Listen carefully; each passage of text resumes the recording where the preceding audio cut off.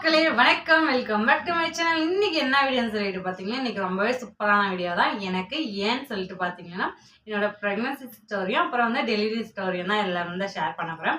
அதுக்கு முன்னாடி நீங்கள் எல்லாம் நல்லா இருப்பீங்கன்னு சொல்லிட்டு நான் ரொம்பவே நம்புகிறேன். நானும் ரொம்பவே சூப்பராக இருக்கேன். நம்ம சேனல் நீங்கள் இப்போ தான் ஃபஸ்ட் டைம் பார்க்குறீங்கன்னா சப்ஸ்கிரைப் பண்ணிக்கோங்க. மறக்காமல் அந்த பில் பட்டனை கிளிக் பண்ணிக்கோங்க. வாங்க வீடியோக்குள்ளே போய் பார்த்துடலாம். ஃபஸ்ட்டு வந்து பார்த்தீங்கன்னா, என்னோட பாப்பா வந்து 2022 கன்ஃபார்ம் ஆகிறாங்க. எனக்கு வந்து 2021 மேரேஜ் ஆச்சு. என்னோட பாப்பா வந்து 2022 கன்ஃபார்ம் ஆகிறாங்க. ஜூன் மாதம், அதுவும் என் பர்த்டேனாலே கன்ஃபார்ம் ஆகிறாங்க. 10/7/2022 என்னோட பாப்பா வந்து கன்ஃபார்ம் ஆகிறாங்க. எனக்கு வந்து இரகுலர் பீரியட்ஸ் இருந்துச்சு. ரெகுலர் ஆகிறதுக்கு ட்ரீட்மெண்ட் எடுத்துக்கிட்டோம். அப்புறம் வந்து என்னோட பாப்பா வந்து 10ஆம் தேதி 7ஆம் மாதம் 2022 ஞாயிற்றுக்கிழமை கன்ஃபார்ம் ஆகினாங்க. ஹாஸ்பிட்டல் போயிருந்தோம். அப்புறம் வந்து டாக்டர் வந்து கன்ஃபார்ம்னு சொன்னோடனே இந்த உலகத்திலே யாராலையும் கொடுக்க முடியாத பரிசை எனக்கு கடவுளும் எனக்கு கொடுத்தாங்க. ஏன்னு பார்த்தீங்கன்னா, ஒரு பொண்ணுக்கு வந்து அம்மா அது எவ்வளோ பெரிய சந்தோஷம் இல்லையா? அதுவும் எனக்கு ஒரு வருஷம் கேப் இருந்துட்டு எனக்கு வந்து பாப்பா வந்து கன்சீவ் ஆனாங்க. எனக்கு கொஞ்ச நாள் 6 மாதம் இருந்தாவே எல்லாம் கேட்பாங்க, கன்சீவ் ஆகலையா, ப்ரெக்னென்ட் ஆகலையான்னு அப்படி இப்படி காது ஒரு மாதிரிலாம் பேசுவாங்களே.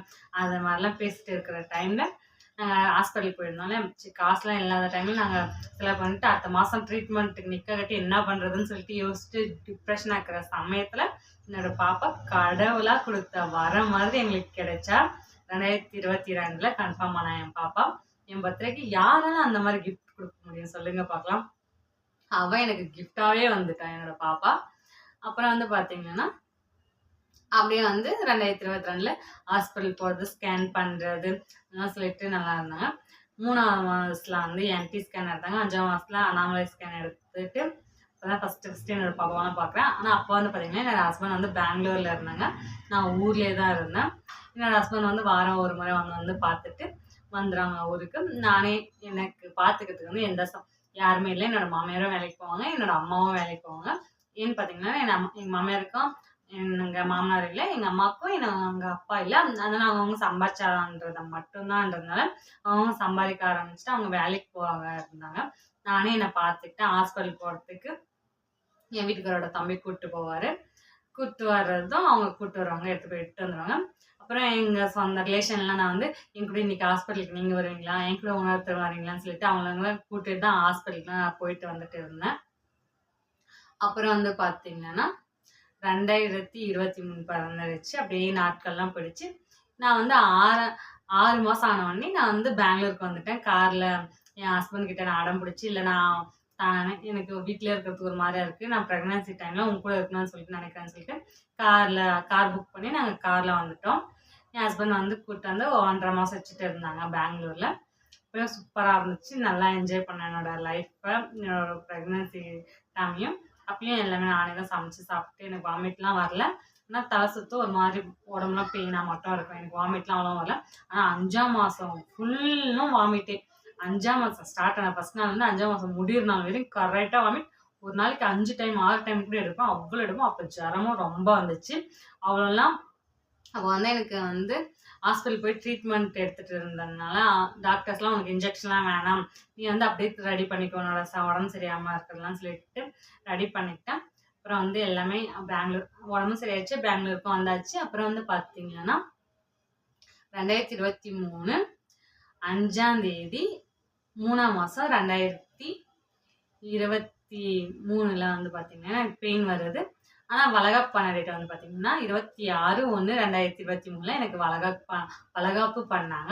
அதுவும் சூப்பராக இருந்துச்சு, நல்லாவே பண்ணாங்க. ஆனால் வந்து எனக்கு பெயின் வந்தது என்னோடய வயிறு வந்து சின்னதாக இருந்துச்சு. எல்லோரும் ஆம்பளை குழந்தை தான் பிறக்கணும்னு சொல்லிட்டு இருந்தாங்க. ஏன்னா எனக்கு தெரியும் என்னோடய பாப்பா தான் சொல்லிட்டு. ஏன்னா நான் கடவுள்கிட்ட வேண்டிக்கினதும் அதுதான், எனக்கு ஒரு நல்ல குழந்தை கூடன்னு சொல்லிட்டு வேண்டிக்கினேன். நல்லா கொடுத்தாங்க. ஆனால் எனக்கு மனசில் தோணிகிட்டே இருந்துச்சு எனக்கு பெண் குழந்தை தான் பிறக்கும்னு சொல்லிட்டு. அதே மாதிரி எனக்கு பெண் குழந்தை தான் பிறந்துச்சு. எனக்கு வந்து 5ஆம் தேதி 3ஆம் மாதம் 2023 பெயின் லைட்டாக ஸ்டார்ட் ஆகுது. இப்போ என் ஹஸ்பண்ட் வந்து பெங்களூரில் இருந்தாங்க. 3ஆம் மாதம் 3ஆம் தேதி எனக்கு பெயின் ஸ்டார்ட் ஆகிடுச்சு. லைட்டாக 12:30 மணிக்கு ஸ்டார்ட் ஆகிடுச்சு, வெள்ளிக்கிழமை. அப்புறம் வந்து ஒரு 3 மணி வரையும் லைட்டாக விட்டு வந்துருச்சு. நானே வந்து வந்து ஜீரக தண்ணியெல்லாம் போட்டு குடிச்சிட்டு இருந்தேன். அப்புறம் சரியாயிடும். அப்புறம் வந்து பார்த்திங்கன்னா 4ஆம் தேதி சாயங்காலம் 2:30 மணிக்கு ஏதோ மதியம் நான் 2:30 மணிக்கு கொஞ்சம் ஸ்டார்ட் ஆச்சு. ரொம்ப கொஞ்சம் வலி ஜாஸ்தி ஸ்டார்ட் ஆச்சு. என் ஹஸ்பண்ட் கூட ஃபோன் பேசிட்டே இருக்கேன். என் ஹஸ்பண்ட் வந்து சனிக்கிழமை நைட் ஆனா எப்பவுமே வருவாங்க. வெள்ளிக்கிழமை தான் ஃபர்ஸ்ட்டு வலி ஸ்டார்ட் ஆனது. ஒரு 2 மணி நேரம் இருந்துச்சு போயிடுச்சு. அப்புறம் வந்து பார்த்தீங்கன்னா, சனிக்கிழமை வந்து மதியம் 2 மணிக்கு ஸ்டார்ட் ஆகுது. நான் சீரக தண்ணி எல்லாமே வச்சு குடிச்சிட்டு இருக்கேன். ஆனால் வலி குறையல. ஜாஸ்தி ஆகிட்டே தான் இருக்கு. இப்போ நான் என் ஹஸ்பண்ட் கிட்ட ஃபோன் பண்ணி கேட்குறேன்.